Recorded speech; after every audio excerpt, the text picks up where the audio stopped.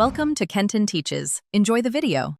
In this video, I will explain how to replace a Nissan Maxima headlight bulb.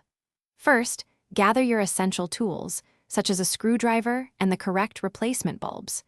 Always ensure your vehicle's engine is completely off and cool to the touch before you begin any work.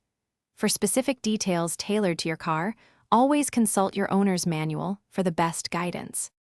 Next, you'll need to access the bulb. For many models, turning the steering wheel fully to one side can provide more working space. Look for an access panel or the fender liner behind the headlight assembly.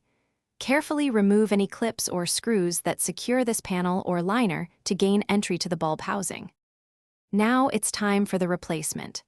Gently disconnect the electrical connector from the back of the old bulb. Then, carefully twist or unclip the old bulb to remove it from its housing. When inserting the new bulb, handle it by its base and avoid touching the glass, as oils from your skin can shorten its lifespan. Finally, let's reassemble and test. Reconnect the electrical connector to your new bulb, ensuring it's firmly in place.